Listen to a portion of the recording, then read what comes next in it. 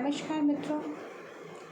तो आपने कभी ये सोचा कि आजकल के समय में जैसा कि हम वर्तमान समय परिस्थितियां काल देख रहे हैं, तो ऐसा पा रहे हैं कि पारिवारिक विघटन बढ़ता चला जा रहा है। आखिर ये तलाक, जिसे लोग 7 जन्मों का रिश्ता कहा करते थे, जीवन भर साथ निभाने की कस्में ली जाती थी, उसके बाद भी 2-3 साल में ही रिश्ते टूटते बिखरते चले जा रहे हैं। और किसी भी व्यक्ति को ऐसा क्यों लग रहा है कि अब इस अमुक व्यक्ति के साथ आगे जीवन यापन नहीं किया जा सकता, पूरी ज़िंदगी इस व्यक्ति के साथ नहीं बिताई जा सकती। चाहे यह विघटन या टकराव सिर्फ एक तरफ से हो, स्त्री की तरफ से हो या पुरुष की तरफ से हो या दोनों ही तरफ से हो, तो हम देखते हैं कि एडजस्ट होना, कॉम्प्रोमाइज़ करना लोग पसंद नहीं कर रहे हैं। आखिर इन 30, 40, 50 सालों में ऐसा क्या परिवर्तित हो गया है जिसमें कि लोग किसी भी लेवल पर कॉम्प्रोमाइज़ करना ही नहीं चाह रहे हैं, या जो प्रेमी युगल एक दूसरे के प्रति बहुत समर्पित दिखाई पड़ रहे हैं, उनमें स्क्रीन पर बहुत प्यार दिखाई पड़ रहा है, लेकिन उनके अंदर की वास्तविकता कुछ और ही है। जो पर्दे पर प्रेम दिखाई हमें पड़ रहा है, क्या वो रियल लाइफ में उनकी वास्तविकता है, हमें ये भी नहीं पता। और आए दिन हम कुछ कपल्स के बारे में सुनते रहते हैं कि इनका भी डाइवोर्स होने जा रहा है, उनका भी होने जा रहा है। तो आखिर ये मतभेद क्यों? जब लोगों ने खुद पसंद करके शादियां की, खुद से एक दूसरे को जाना, सोचा समझा, उसके बाद उस रिश्ते को अपनाया, उसके बाद भी उन्हें परेशानियां अपने जीवन में महसूस हो रही हैं। ना तो स्त्री एडजस्ट करने को तैयार है और ना ही पुरुष। इसका सबसे बड़ा कारण यह है कि हमें बाहर विकल्प नज़र आता है, चाहे वो स्त्री हो या पुरुष, सबको एक विकल्प जो दिखाई पड़ता है। अगर शायद वो न दिखे तो शायद उनके रिश्ते टूटने से बच जाएं। लोगों की यह गहरी मानसिकता कि तू न सही तो वो सही, वो न सही तो कोई और सही, तो इस तरह की जो मानसिकता हमारे यंगस्टर की बनती जा रही है, मल्टीपल पार्टनर्स, तो क्या वो फिज़िकल रूप से हेल्थ के इश्यूज़ को भी लेकर देखें तो क्या यह सही है, यह जायज़ है? और एक सामाजिक परिवेश के परिपेक्ष के तहत भी इन सब चीज़ों को लेकर देखा जाए तो क्या यह उचित है, न्यायोचित है, जायज़ है? क्योंकि जब तक तो आप प्रेमी प्रेमिका, पति पत्नी, सेवरल अफेयर्स की चीज़ों में पड़े रहते हैं, तब तक तो ये सब चीज़ें आपको बहुत अच्छी लगती हैं, बहुत इंटरेस्टिंग लगती हैं कि 2-4 जगह अफेयर्स चलाया, 10-20 से बात की, 15-20 से मिले जुले, उनसे बात की, टाइम पास हुआ। और यदि मौका मिला तो फिज़िकल रिलेशनशिप भी हो गए। कोई फ़र्क नहीं पड़ता है लोगों को। They are quite smart actually. तो मैं कहना ये चाहती हूँ, लोगों को फ़र्क तब पड़ता है जबकि वो खुद पेरेंट्स बन जाएं, अब बात यहाँ पर आती है एक रियल इमेज की अपने बच्चों के सामने, तब उन्हें फ़र्क पड़ता है। तब उन्हें लगता है कि अब मेरा बच्चा मुझे किस इमेज से मुझे जानेगा, कि मेरे पास कई वाइफ्स हैं, कई पार्टनर हैं।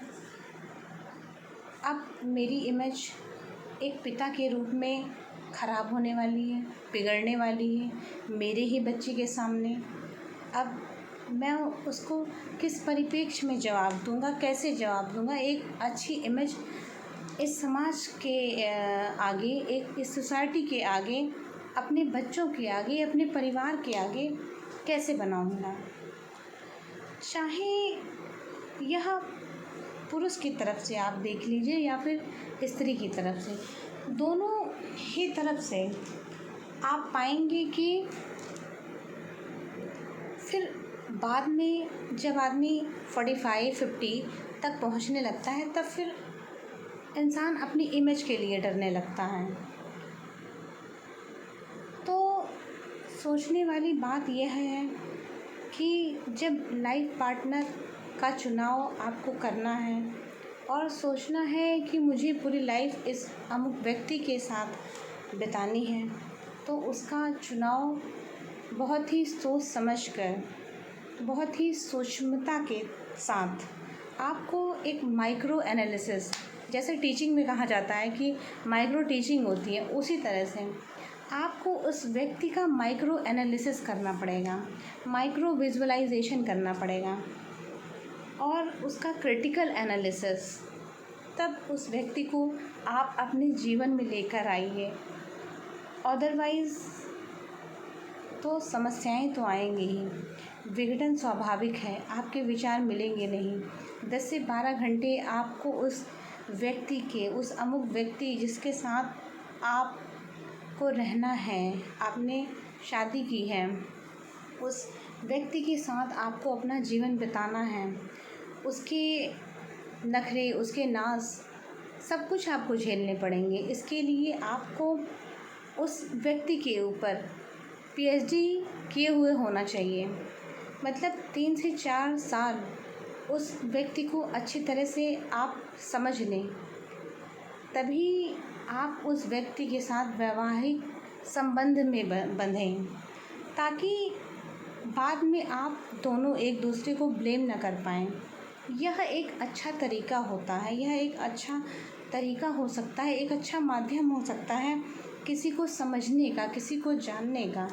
और आपने बस नौकरी देखी, दहेज देखा, मकान देखा, प्रॉपर्टी देखी और आप कूद पड़े मैदान में कि बस इससे परफेक्ट रिश्ता तो कोई हो ही नहीं सकता है। भले ही वह महिला आप किसी बड़ी पोस्ट पर बैठे हैं, उसके बाद भी आपको फोर्स करे कि आप घरेलू काम करके जाइए, तो यह पुरुषों के अहम को छोड़ देता है, भले ही वह स्त्री वर्क कर रही हो।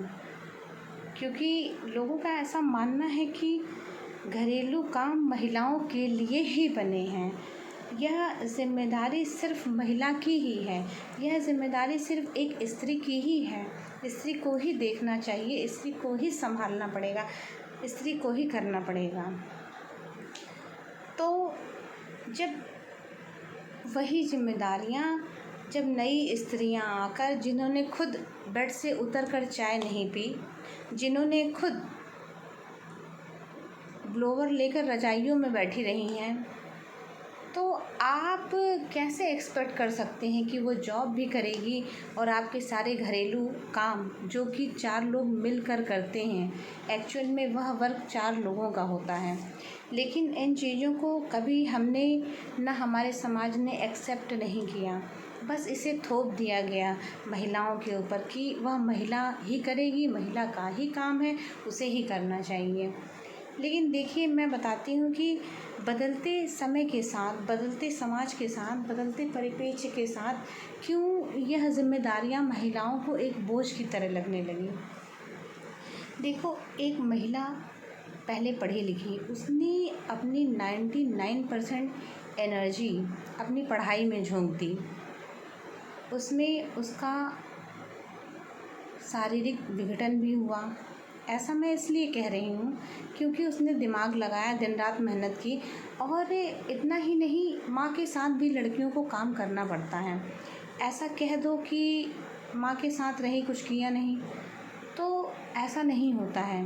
घर की जिम्मेदारियाँ बहुत होती हैं और सबको मिलकर काम करना पड़ता है। चाहे माँ होने के नाते वो कितना भी चाहे कि अपनी बेटी को मैं आराम दे दूँ, लेकिन माँ को भी पता है कि मुझे अपनी पुत्री का विवाह करना है, इसे भी जाना है और इसे भी जाकर यही सारी जिम्मेदारियाँ, चाहे वो आईएएस ही क्यों ना बन जाए, चाहे वो पीसीएस ही क्यों ना बन जाए, ये जिम्मेदारियाँ उसे अपने बच्चों की जिम्मेदारियाँ, पति की जिम्मेदारियाँ उठानी ही पड़ेंगी। तो हर माँ अपनी बच्ची को कुछ न कुछ सिखा कर ही भेजती है। अब ये बात अलग है कि वो 10% काम कर रही है, 20% कर पा रही है, 30% कर रही है या अपना 100% दे रही है, लेकिन एक वर्किंग महिला अपना 100% घरेलू कार्यों को नहीं दे सकती है। इस बात को हमें एक्सेप्ट करना पड़ेगा, हमारे समाज को इन चीज़ों को एक्सेप्ट करना पड़ेगा, लेकिन कोई मानने को ही तैयार नहीं है। समस्या तो इस बात की है। तो जब उस महिला ने अपना 90% 99% एजुकेशन को दे दिया, शिक्षा को दे दिया, अपनी जान लगा दी और उस बड़ी पोस्ट को अकम्प्लिश कर लिया, अब उसका आधा जीवन 32 या जिस भी एज में उसने एग्ज़ाम क्रैक किया हो, तो उसने काफ़ी एनर्जी तो अपनी पढ़ाई में लगा दी है। अब उसके ऊपर अचानक से 4 से 5 गुना जिम्मेदारियों का बोझ आ जाता है। तो सोचिए कि एक महिला कैसे मैनेज करेगी। तो आप कमेंट में लिखकर मुझे ज़रूर बताइएगा कि आप लोगों के इस बारे में क्या विचार हैं। तो आज के लिए बस इतना ही। Thank you.